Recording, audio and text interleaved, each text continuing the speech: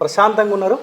ఇక ఎలక్షన్స్ అయిపోయినాయి, పార్లమెంట్లో బాగానే తిరిగినాము, మేము బాగానే గెలిచినాము, ఒక సాటిస్ఫైడ్ రిజల్ట్ వచ్చింది. ఇంకో 2 సీట్లు వస్తే ఇంకా బాగుండేది. ఇక ప్రశాంతం వాతావరణం అయిపోయింది రాష్ట్రం మొత్తం. 2 రాష్ట్రాలు ప్రశాంతంగా ఉన్నాయి ఇప్పుడు. సో ఏం చేయబోతున్నారు చీకోటి ప్రవీణ్? ఒకనొక దశలో ట్రెండింగ్లో ఉండే అన్ని ఛానళ్ళు, satellite, social media, YouTube channel. Social మీడియాలో చీకోటి ప్రవీణ్ అంటే ఒక ట్రెండింగ్ ఉంటుండే. ఈ మధ్య కొంత మీడియాకు దూరంగా ఉంటున్నట్టు, లేకపోతే చీకోటి ప్రవీణ్ సేవలు భారతీయ జనతా పార్టీకి అవసరం లేనట్టు ఈ చర్చ బలంగా జరుగుతారు. ఇది ఒక నెగిటివ్గా తీసుకుపోయి చీకోటి ప్రవీణ్ సేవలు భారతీయ జనతా పార్టీకి అవసరం లేదని చెప్తున్నారు. ఇలా అసెంబ్లీ ఎలక్షన్లో నేను తిరిగినన్ని కాన్స్టిట్యున్సీస్ ఎవరు తిరగలే.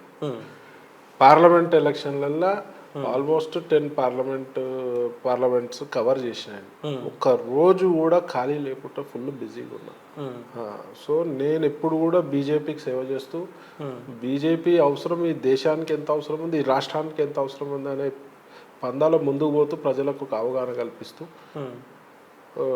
ఈ ఎలక్షన్లో పనిచేయడం జరిగింది. ఇప్పుడు చీకోటి ప్రవీణ్ని భారతీయ జనతా పార్టీ రాష్ట్ర శాఖ పట్టించుకోవట్లేదు కాబట్టి నా అంతా నేనే మీదేసుకొని అసెంబ్లీ ఎలక్షన్లో ప్రచారం చేసిన, ఎంపీ ఎలక్షన్లో ప్రచారం చేసిన, ఇట్లన్నా బీజేపీ ఏమైనా దగ్గర తీస్తుందన్న ఆలోచన అది ఒక రాంగ్ ఫ్రేమింగ్.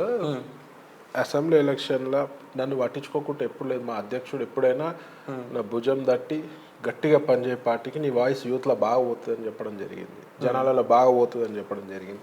అసెంబ్లీ ఎలక్షన్లో ఒకరోజు ఖాళీ లేదు. అక్కడ అభ్యర్థులు పిలిచి, కొన్ని అభ్యర్థులు పిలిస్తే డేట్లు ఖాళీ లేకపోలేని పరిస్థితి. సేమ్ రిపీట్ పార్లమెంట్ ఎలక్షన్లో కూడా అభ్యర్థులు ఫోన్ చేసి పిలవడం జరిగింది. వాళ్ళు ఒక పెద్ద పీట ఇవ్వడం జరిగింది. నాకు ఒక బాధ్యత అప్పచెప్పారు. ముఖ్యంగా మెదక్ల రగన్న గారి కోసం నేను చాలాసార్లు పోవడం జరిగింది. మెదక్లో ఒక బ్యూటిఫుల్ స్వీట్ రిజల్ట్ వచ్చింది. అది ఒక చరిత్రలో నిలిచిపోయే రిజల్ట్ రఘునందన్ రావు గారి గెలుపు. సో నేను ఒక్కరోజు కూడా ఖాళీ లేను. మెదక్ పోయినా, నేను మహబూబ్ నగర్ పోయినా, ఎందుకు అంత దూరం ఎందుకు, ఆదిలాబాద్, సిర్పూర్, కాగజ్ నగర్ వరకు కూడా పోయినా, నల్గొండ పోయినా, ఖమ్మం పోయినా, హైదరాబాద్ పోయినా, సికింద్రాబాద్ పోయినా, చాలా కాన్స్టిట్యూన్స్, చాలా పార్లమెంట్లు తిరగడం జరిగింది. కానీ అభ్యర్థులకు చీకోటి ప్రవీణ్ సేవలు, చీకోటి ప్రవీణ్ ప్రచారం కావాల్సి వచ్చిందిలే. కానీ పార్టీ అఫీషియల్గా చీకోటి ప్రవీణ్ మొత్తం రాష్ట్ర వ్యాప్తంగా తిరగన్న అఫీషియల్గా నాకు కిషన్ రెడ్డి గారు పిలిచి చెప్పారు, నువ్వు మొత్తం రాష్ట్రం తిరుగు అంటే. నాకు ఆంధ్ర రాష్ట్రం నుంచి కూడా ఇప్పుడు కూటమి ఉంది కాబట్టి నాకు ఒక 2-3 టీడీపీకి సంబంధించిన ఎంపీ అభ్యర్థులు, ఎమ్మెల్యే అభ్యర్థులు ప్రచారంకి రమ్మనడం జరిగింది పర్సనల్గా. నేను కిషన్ రెడ్డి గారితో చెప్పినట్లా అంటే, లేదు నీ సేవలు తెలంగాణకు అవసరం, నువ్వు ఫస్ట్ ఇక్కడ నీకు ఇక్కడనే టైం దొరకదు, అక్కడే పోతావు అని చెప్పడం జరిగింది. సో ఇక్కడ నేను ఒక్కరోజు ఖాళీ లేకుండా అవుట్ రైడ్గా పనిచేయడం జరిగింది. ఎక్స్పెక్ట్ చేసిరా 8 సీట్లలో బీజేపీ గెలుస్తుందని? 100% నేను 8 to 10 బిట్వీన్ ఎక్స్పెక్ట్ చేసినాము. 10 ఫిగర్ వస్తే బాగుంటుండే. 10 వచ్చి కాంగ్రెస్ వాళ్ళకి 6 వస్తే మాకు కూడా డామినేట్ చేసినట్టుండే. ఇప్పుడు కూడా మాది పై చేయ ఉంది. So 8 is a very good result. ఇంకొకటి 2 సీట్లు రావాల్సి ఉండే.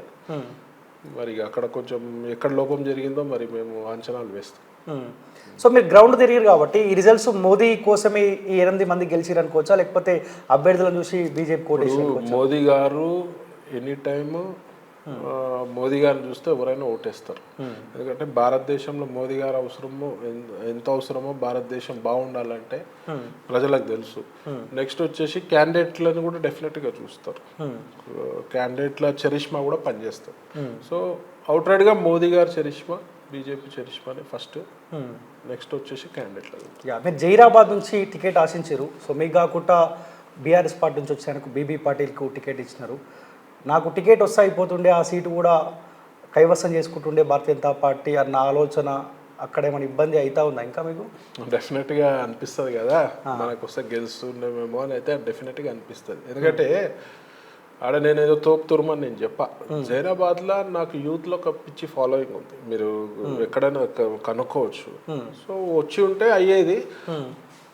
కానీ పార్టీ నిర్ణయానికి కట్టుబడి ఉంటాం మేము. పార్టీ ఎలా చెప్తా వాళ్ళకి తెలుసు ఏ నిర్ణయం తీసుకోవాలో. మరి అక్కడ ఎక్కడ లోపం జరిగిందో మరి అన్ఫార్చునేట్లీ మా క్యాండిడేట్ ఓడిపోవడం జరిగింది.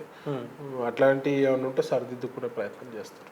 చీకోటికి ఇస్తే జైరాబాద్ టికెట్ గెలుస్తుండే పక్క. డెఫినెట్గా ఎవరైనా అనుకుంటారు కదా జైరాబాద్ ఇస్తే నాకు గెలుస్తుండే అని నేను అనుకుంటారు కదా, ఆడ నాకు యూత్లో బాగా క్రేజ్. మరి గెలిపించే ప్రయత్నం ఎందుకు చేయలే మీ పార్టీ అభ్యర్థిని? ఇప్పుడు నేను ఒకటి చెప్తా, నన్ను పిలిచిన చోటల్లోకి వెళ్ళిన బీబీ పాటిల్ గారు నామినేషన్ ర్యాలీ రోజు కూడా పిలవడం జరిగింది.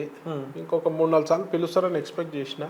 మరి వాళ్ళు పిలువంది అయితే నేను ఏ క్యాండిడేట్ దగ్గర పోలే, ఎవరు పిలిస్తే వాళ్ళ దగ్గర పోయినా, కాదు అనుకుంటా ఎవరు పిలిచినా పోయినా. సో నేను ఒక్కసారే పోయడం జరిగింది జైరాబాద్. ఇంకెక్కువ మైండ్ పెడితే గెలిచే వాళ్ళే మేము అక్కడ కూడా వారికి, కానీ మరి వాళ్ళు పిలువంది అయితే నేను పోలేను కదా. సో నేను ఇక్కడ రగన్న ఎక్కువసార్లు పిలిచింది, అందరు ఇట్లా డీకే అన్నమ్మ పిలిచింది. సో వాళ్ళ గురించి నేను పోవడం జరిగింది. సో రగన్న గెలుపులో చీకోటి ప్రవీణ్ కీలక పాత్ర. నేను నా అంతటి నేను సొంత డబ్బా చెప్పుకోను కదా. అంటే చీకోటి ప్రవీణ్ని రఘునందన్ రావు పిలిచిండంటే అరే కొంత ఇబ్బందికర పరిస్థితులు ఉన్నాయి కాబట్టి పిలిచిండు అనుకోవచ్చా? ఎక్కడ కూడా ఎవ్వరు కూడా ఒక ఛాన్స్ తీసుకోవద్దు. చీకోటి ప్రవీణ్ వల్ల ఇప్పుడు గజ్వేల్ లాంటి కాన్స్టిట్యుయెన్సీలా చీకోటి ప్రవీణ్ అంటే అభిమానులు బాగా ఉన్నారు. గత లాస్ట్ ఇయర్ జరిగిన కొన్ని సంఘటనలో నేను స్పందించడం జరిగింది. ఆడ ఒక పర్సనల్ ఫ్యాన్ బేస్ ఉంది నాకు, మెదక్ కానీ దౌలతాబాద్ కానీ గజ్వేల్ కానీ. సో రగన్న ప్లస్ సిద్దిపేటలో ముఖ్యంగా వైశ్యులోట్లు చాలా ఉన్నాయి. సో వైశ్యులను ఎప్పుడు కూడా హరీష్ రావు దబాయిస్తూ ఉండాడు, బెదిరిస్తుండే, భయపెట్టిస్తుండే. ఇక తన పలుకుబడి ఆయన ఎట్లయినా పవర్ఫుల్ మ్యాన్ ఉండే కదా ఇంతకుముందు.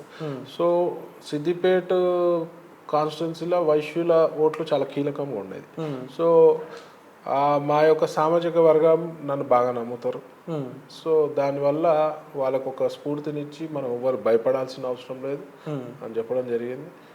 దాని ఇంపాక్ట్ కూడా కొంచెం ఉంటుంది కాబట్టి అక్కడ కూడా వెళ్ళడం జరిగింది. ఇప్పుడు ఎవరెవరన్నా కాదన్నా తెలంగాణ రాష్ట్ర వ్యాప్తంగా మీకు యూత్లో మంచి క్రేజ్ ఉంది. సో మంచి సపోర్టింగ్ మీలాంటి వాళ్ళకు పార్టీ విషయం పక్కన పెడితే వ్యక్తిగతంగా మంచి సపోర్ట్ మీకు ఉంటుంది. బీజేపీ ఆ దిశగా మీకు ఏమైనా పగ్గాలు కానీ ఒక పదవి కానీ ఏమైనా ఇచ్చిందా? జస్ట్ కార్యకర్తగానే ఉన్నారు? ఇప్పుడైతే కార్యకర్తగా ఉన్నా, ఎందుకంటే నేను రీసెంట్గానే బీజేపీలో జాయిన్ అవ్వడం జరిగింది. అసెంబ్లీ ఎలక్షన్ కట్ట ఒక 1 month ముందు జాయిన్ అవ్వడం జరిగింది. నేను కూడా ఏ పదవి అడగలే, చూడాలి వెయిట్ అండ్ సీ. బీజేపీలో ఒక గొప్పతనం ఏముంటుంది, పనిచేసే కార్యకర్తకు ఎప్పుడైనా ఒక పెద్దపీట వేస్తారు బీజేపీ పార్టీలో.